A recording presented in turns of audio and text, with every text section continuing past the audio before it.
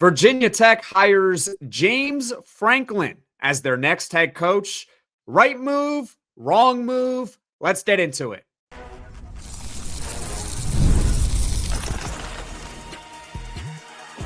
You are Locked On ACC, your daily podcast on the Atlantic Coast Conference.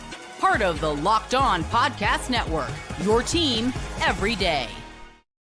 Hello, everyone, and welcome into Locked On ACC. I'm Jackson Holzer, the host of Locked On Syracuse. That's Kenton Gibbs, the host of Locked On Wolfpack and former NC State defensive tackle. Thank you all so much for being with us.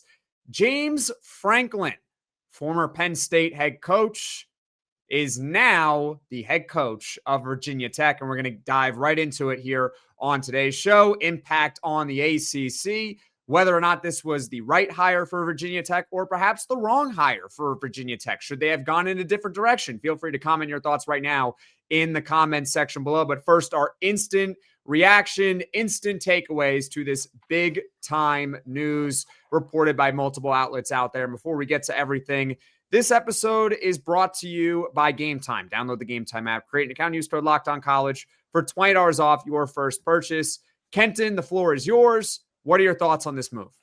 You know, if you're in Blacksburg, Virginia, or if you're a Virginia Tech fan, you got to feel how New Yorkers felt when Funk Flex said, if you were in New York right now, reach your hand into the cash register. Their money is your money. You've got to be feeling fantastic about this hire. I mean, out of your mind type of excited, because this is the type of hire that changes a program.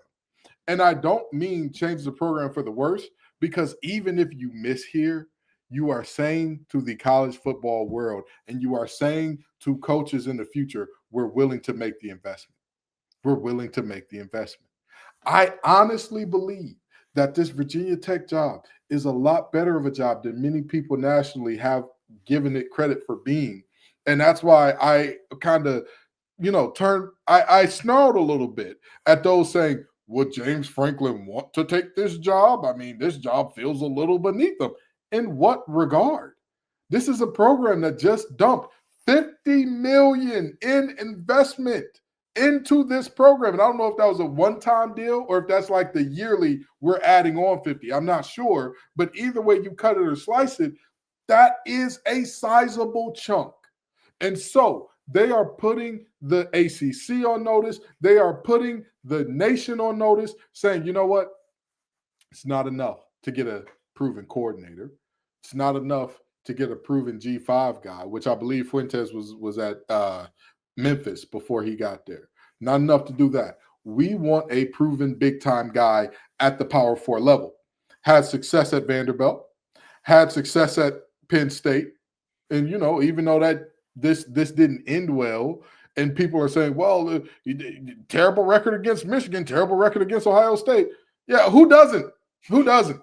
Well, if that is your bar, if your bar is terrible record against Michigan, terrible record against Penn State means you're a bad coach, there's 3 great coaches ever? That's it. That's just about it. So, I look at this, and I'm sitting here saying, and by the way, I don't even think Nick Saban had a great record against Michigan when he was at Michigan State. That's how tough it is to beat those squads when they're rolling at their highest clip. But that's neither here nor there. The reality of this is a big-time hire. This is the type of hire that if it goes wrong, you've still shown the college football world you tried your best. And if it goes right, because with all due respect to Virginia Tech, they're one of those schools, 8 wins a year, you'll get your name. You'll get your name on the field. You'll get something in that stadium will be named after you. And so I think that's their floor with James Franklin. I see maybe 1 or 2 years of adjustment, and then afterwards you're going to see 8 to 9 consistently in Blacksburg, which, by the way, I said if you can survive and do it in Happy Valley, Blacksburg is definitely the type of place for you, because they've got much more stuff around them than, they did up there in Happy Valley, Pennsylvania. 2 things can be true about James Franklin. I think it was the right move for Penn State to ultimately let him go. He was there for over a decade. and time had kind of run its course. He had achieved all he possibly could with Penn State, and it reached a tipping point, and I think it was the right move for Penn State to let him go. But also, James Franklin is a really good coach. James Franklin has had a ton of success, and so he's going to land on his feet, and chances are whatever program he goes to, that program is going to be successful. And in this case, that program is Virginia Tech. This is a home run hire for Virginia Tech. No question. They hit this one out of the park. Welcome, Virginia Tech. You're a serious program again. We missed you here in the ACC for being irrelevant for all those years, toiling around near the middle of the pack towards the bottom of the conference year in and year out. Welcome back. Welcome back. James Franklin is someone who can build up this program to what it once was, which is one of the better programs in the entire country. You can go look at their history of Virginia Tech. They're pretty good. It's just not in recent years. That's all. But this is a guy with a proven track record of success. And two years ago, he was in the college football playoff. 2 years ago. I mean, technically, but 2026, 2 years ago, you get the point. College football playoff. Yeah. In the semifinal. All those great seasons at Penn State. He had all those great. He also was great at Vanderbilt in the 2010s, not the NIL era. That was like peak SEC football around then, and he was good with Vanderbilt. Yeah. They didn't have Diego Pavia back then. I agree with you on everything except saying that Penn State was right to let him go. Everything else that you said, I 1,000% agree with you on. Really? Penn State is a bunch of damn fools. They are a bunch of damn fools. I don't know how good they think it's going to get for them. I don't know, right? But like in their mind, and this is what this signifies to me. To them, it's national championship or bust. Huh. You think you got as the old meme says, you don't have the facilities for that, big man. Penn State literally does not have the capabilities of being that team. And everybody keeps lying, saying, well, they're throwing a lot of money at it. They're throwing a lot of money at it. There are just certain things that in this new age, in this big 2025, it's a different world. It's a different world. If you look at the teams that have gone on to win a lot of championships in recent history, they all have a few things in common. And Penn State has some things in common with those teams, but they also lack a couple things that those teams have. Generally speaking, as of late, we have not seen teams that are unless they're in a state where they don't have professional teams, schools in the middle of nowheresville are at a great disadvantage right now. All of them. The NIL part of this is people are greatly underestimating the power of, hey, we're in a city where we can get you a lot of eyeballs on you, a lot of meaningful, a lot of meaningful money, Powerball players that can get you squared away. Happy Valley don't got that. With all due respect, they just don't have that. You can talk all you want about, oh yeah, if you're good there, stop it. They got two of the best backs in the country. Who was beating down their door? Have you seen them on any Dr. Pepper ads, Chipotle ads, anything like that for them? Serious question, Jackson, because I can name you the players that I've seen in those types of ads. One of them played in California, which was Williams. One of them played in a state where they didn't have a professional team, and Bryce Young. I've seen multiple guys go on and do all those great things. And somebody may say, oh, they mentioned Drew Aller recently in one of those ads. Sure, they mentioned him. Terry Crews mentioned him in that. It's not the same. And even beyond that, the Big Ten is so loaded now. You're not just talking about Michigan, Ohio State. You also got Oregon to contend with over there. Indiana out of nowhere. What the hell is that? Kurt Cignetti. He was maybe they were looking at him. They were like, okay, we're gonna fire James Franklin and we're gonna bring in Kurt Cignetti from Indiana. And then Indiana said, no, you're not. We're gonna extend him. And because Indiana was like, we want to be good at this football thing now. Exactly. And Sexton, the agent of all of these big power players in terms of coaches, he knows it's bag season. When one great coach gets fired, when one great job opens up, it's bag season for all my boys. Everyone he started licking his chops. Oh, one of them getting fired. Oh, I love this part. This is the part I like the most. So I don't think that Penn State ceiling goes above this. And I'll take it a step further. Even if they do find a coach whose ceiling is above this, I think that ceiling will be limited. I don't think that this is like the next coach that they hire will have Penn State rolling how Joe Paul had them in the 80s and whatnot, 80s and 90s. I think the glory days are gone for them. I think that this is their Nebraska firing Bo Pelini moment. I think we're going to agree to disagree. It's not that I disagree with you on the Penn State ceiling for now. It's just that James Franklin was there for so many years. And I think they felt at that point that there was nothing left for him to achieve anymore, and they want to go in a different direction. And we'll see where it goes. They are the ones who are going to have to live with the fact that he's no longer their head coach, and he is now the head coach of Virginia Tech. And coming up here on Locked On ACC, we're going to go over some of the faults of James Franklin, but ultimately why he is still the right coach for Virginia Tech. So stick with us here on Locked On ACC. The NBA is back, and there's no better place to get in on the action than FanDuel, the official sports betting partner of the NBA. Even if you missed the start of a game or want to ride the hot hand, FanDuel has live bets on everything from who will score next to fourth quarter comebacks. Plus, you can even combine your live bets into a same-game parlay for a shot at a bigger payout. It keeps every game exciting, especially when your team's making that late push. And right now, FanDuel is giving new customers $300 in bonus bets when your first $5 bet wins. So head to FanDuel.com to sign up and play your game with FanDuel, the official sports betting partner of the NBA.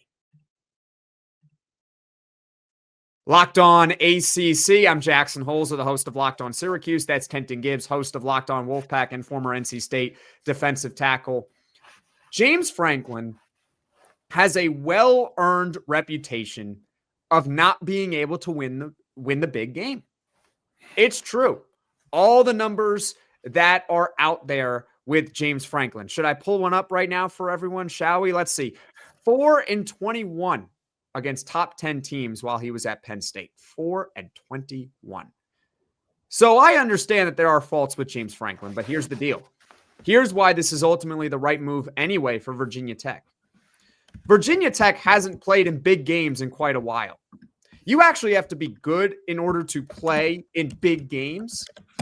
And James Franklin, at least to me, is someone who can significantly elevate Virginia Tech's floor. Now, I don't know if Virginia Tech is going to become a national championship contender all of a sudden, but at minimum, with the hiring of James Franklin, they should be near or at the top of the ACC on a consistent basis. Your thoughts? I feel like the can't win the big game thing is greatly exaggerated. And don't get me wrong, I do not disagree that, like, yes, he had not beaten Ohio State, Michigan, and Oregon and company, on a regular basis. Again, who has? Who has? You could say his limitations are winning the big game. Sure, I'll give you that. Did he not win playoff games just in the last playoff? He did. He beat, what was it, SMU and Boise State? SMU and Boise State. Yeah, absolutely. And you could say, well, he lost to a Notre Dame team that didn't look great in the championship. Yeah, they didn't look good against Ohio State. Yeah, I was just about to say, yeah, sure, whatever. They didn't look good against Ohio State. Yeah, you're talking about the same team that drubbed Tennessee last year. I mean, whooped the wheels up, put the beats on them boys.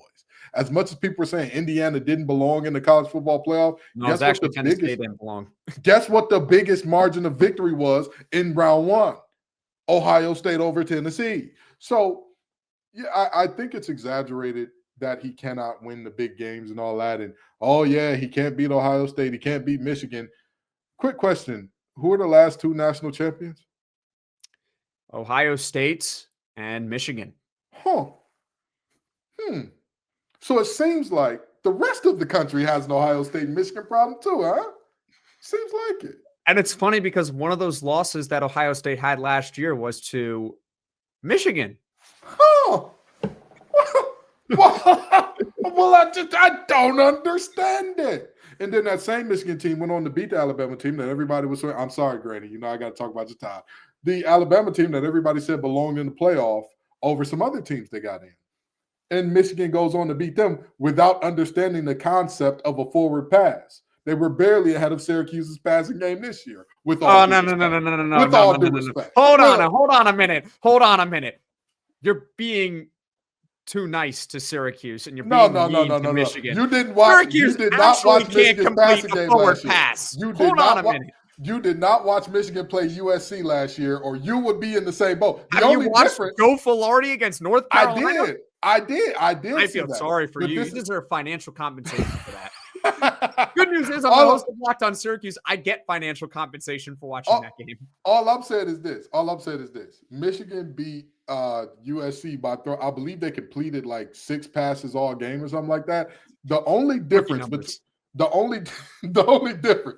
between Syracuse and Michigan of last year is they got some dogs up front that moved around a lot of furniture. That was it. So I'm saying all that to say, James Franklin being told that he can't win the big game, sure. What's the rest of the nation's record against Michigan and Ohio State and Oregon in the past 10 years? I'd love to hear it. I'd love to hear what everybody else's record is against them, because I don't think anybody else has done too much better. The one thing that I will say is a very legitimate critique of him: quarterback development and selection. Those are the 2 things that I will say, hey, you got your rights to kind of look at him and say, you looking funny in the light in this realm, because, for all of the resources, for all of the money, for as good as I've talked ad nauseum about how good James Franklin is at recruiting the Eastern Seaboard, can you name me one quarterback that you thought James Franklin got his hands on them and they got significantly better before, they were done? No. I mean, he recruited Drew Aller, and then I don't know what happened to the guy. Mm-hmm. I don't know what happened to him. Trace McSorley, but I mean, all I remember about Trace McSorley is he can throw it on a dime. That's it. That's all I can remember about him. He's gonna do the song. Everybody. So yeah, you're 100% right about that. I mean, he's not a perfect coach. Yeah, he's not. Yeah. He's not a perfect coach. This isn't Virginia Tech hiring Nick Saban or anything like that. Right. James Franklin is a well-respected, very good, power conference proven head coach. Yeah. That is what he is. And that's what Virginia Tech needed, because I was looking through Virginia Tech and their history over the years. They, early to mid 2000s, this was an elite program, stacking 10+ win seasons every single year. Yep. Every year. And then all of a sudden, the program just went, boop. This is a well-respected program normally, but it had kind of gotten away from, and then you hire James Franklin. Yep. He's going to raise the floor of this team significantly. He's a very good recruiter. He knows how to build relationships. I think there's a reason why a lot of players decommitted from Penn State versus what you're seeing at Florida versus what you're seeing at LSU with the lack of decommitments there. And I think that shows you how good of a relationship builder James Franklin is. Oh, absolutely. Because a lot of those guys committed to Penn State because of James Franklin, not because of Penn State. Meanwhile, you go look at Florida, you go look at LSU, those guys are committing more to the brand. Yes. They're committing to the brand. And so when they fire the head coach, okay, maybe a couple of them are gonna leave, but overall they're gonna stay because they're Florida and they're LSU. Penn State's still a big program, and they couldn't keep a lot of guys because of James Franklin getting fired. It's a hard sell. You talk about Penn State versus LSU. Where would you rather be? Baton Rouge, Happy Valley. Yeah. You talk about Florida, Tallahassee, Happy Valley. No. That Florida's in Gainesville. Oh, I'm sorry, Gainesville. You're correct. Gainesville is the middle of nowhere. Gainesville. I was just about to say Gainesville is less attractive than a Baton Rouge. There is nothing in Gainesville. But compared to Happy Valley, stop it. You're telling me Gainesville is as middle of nowhere territory, is as unappealing to an 18-year-old as Happy Valley? Stop it. Come on, dog. Come on. Hey, listen. I'm just saying they're both in the middle of nowhere. That's all. I agree. I'm just saying Gainesville more appealing. It's just more appealing. And this is, at the end of the day, when you look at James Franklin, the recruiter that he is, the relationship builder that he is, and all that, again, I go back to the inability to develop quarterbacks and receivers has been a little bit shocking. It's been a little bit shocking based on how well he recruits and all those things. And I'm going to tell you, one of the worst things that could have happened to James Franklin in terms of getting fired right now is San Diego State having a lot of success. You know why? Because San Diego State has a head coach by the name of Deion Lewis, I believe it is. And let me tell you something. Coach Lewis, or Sean Lewis, not Deion Lewis. I'm thinking of Deion because he was with Deion Sanders at Colorado a few years ago. Let me tell you something. Sean Lewis can do it. He can put together an offense. He can put together. And if San Diego State was bad, he would have a good time going over there and say, hey, come on, be my offensive coordinator. Come on, get this thing rocking and rolling and make some good things happen with that. Unfortunately, San Diego State is 8-2, and Sean is probably going to get a bigger job this offseason. But I will say, if James Franklin can figure out that piece of it, that's like Thanos getting the last Infinity Stone. The game's over. The game's over. There is no Iron Man coming to save the day, ladies and gentlemen. That's it. But again, that's his biggest limitation, and it's cost him because when you think about those big games and what's going wrong for him every time, teams will just say, you know what? Let's stack the box. Let's stack the box. Let's see what they do. We'll go one-on-one on the outside. They won't do anything throwing the ball. And historically speaking, if you look at those big games, they have pissed down their leg as a passing game. I said against Notre Dame last year, if this game comes down to quarterback and receiver play, Notre Dame is going to win this football game. And everybody called me crazy. They said, Riley Leonard's been terrible. They don't have any receivers at Notre Dame. Who threw the interceptions? Who threw 3 interceptions that game, one of which got called back? Wasn't Riley. So that's the last piece for James to figure out. If he can figure that out, Coach Franklin will be in that Kirby Smart tier, in that where Dabo Swinney used to be tier. He'll be there. He's knocking on the door right now. But if he figures out that quarterback play, he's going to kick that thing on down. Kenton, I can't believe we're mostly in agreement right now. Yeah. This is a rare occurrence here on Locked On ACC. Me and Kenton have agreed with each other for the most part for about 20 plus minutes of this show. Now, coming up, we'll talk about the impact on the ACC with this hiring of James Franklin of Virginia Tech, and we'll see whether or not we still agree with each other. So stick with us here on Locked On ACC. College football is in the final month of the regular season, and I am so excited.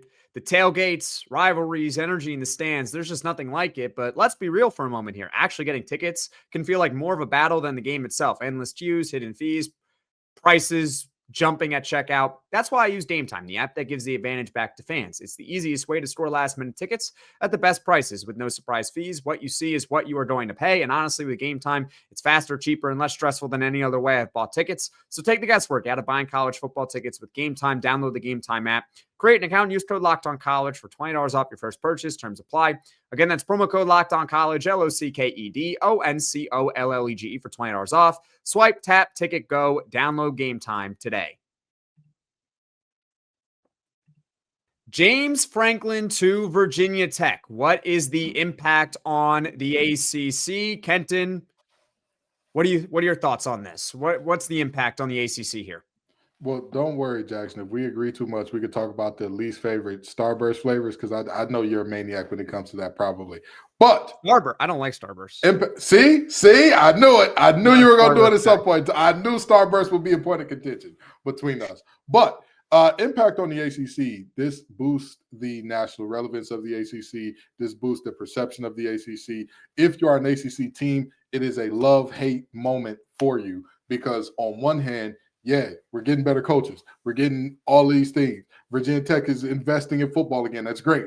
And then you take a second to think, oh hell, Virginia Tech's investing in football. They've got a great coach. We got to play them. They're going to be on our schedule. So it's a plus and a minus if you're an ACC coach. If you're an ACC fan from the outside looking in, just purely from I support the conference getting better standpoint, there's no way that you don't support this move.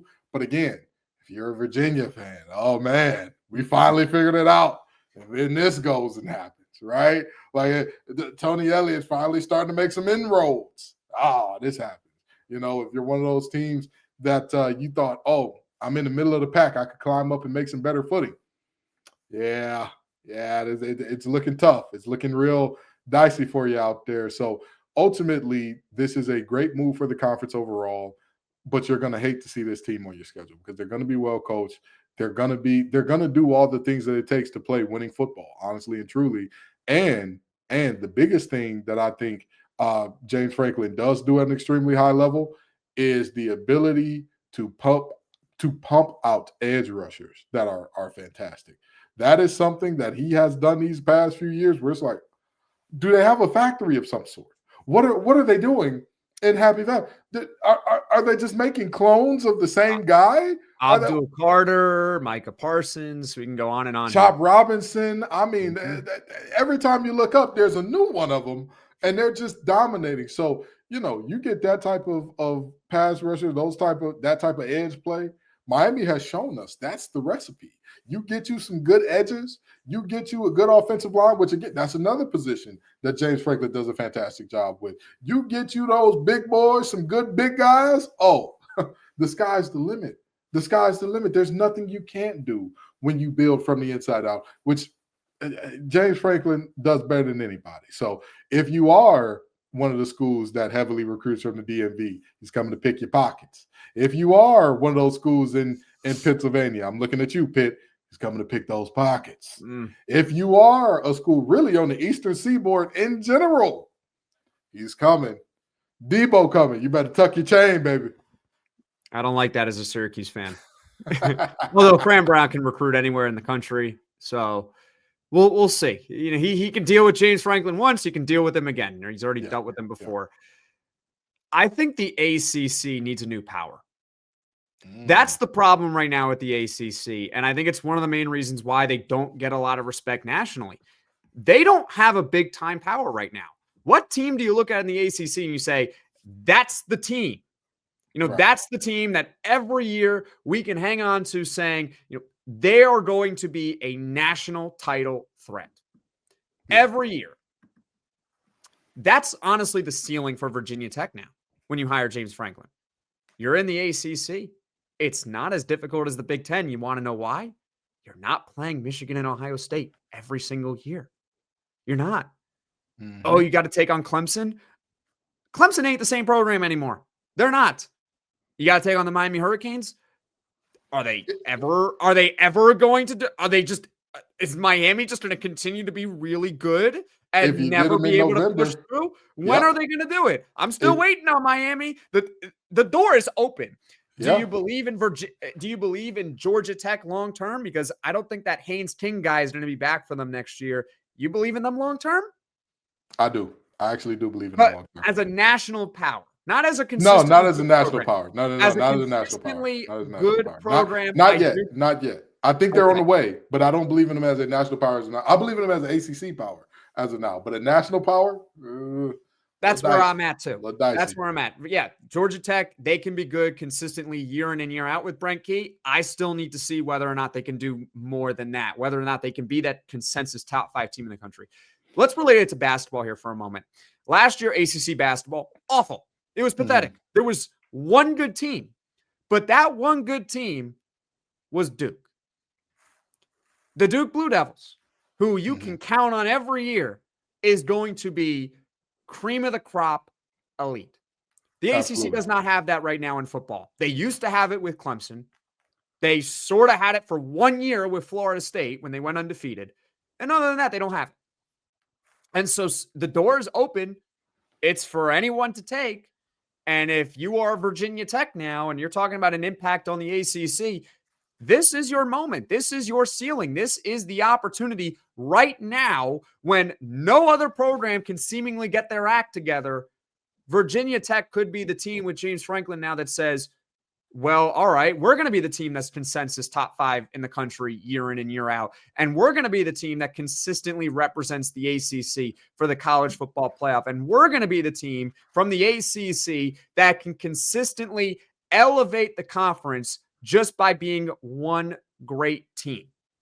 That's how I view this hire overall. That is the ceiling of Virginia Tech, but at minimum, it's a floor raiser and it's another very respectable program within the conference, which doesn't hurt the conference, but as you said, Kenton, kind of hurts the teams within the conference because now you have to deal with Virginia Tech. It's no longer a circled win on your schedule. You're going to have to play a pretty good head coach year in and year out. So ACC, you better be ready. But overall, Kenton, last thoughts on this?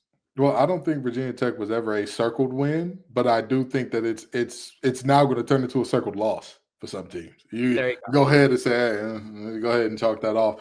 But overall, great hire. Again, great hire. We've talked about, James Franklin's strengths here as a communicator, as a relationship builder, and all those things. We've talked about his ability to build in the trenches.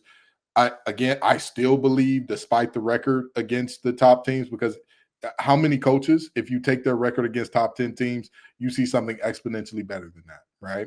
And so ultimately, great hire for Virginia Tech. And again, national media proven wrong again in terms of, his job is beneath him.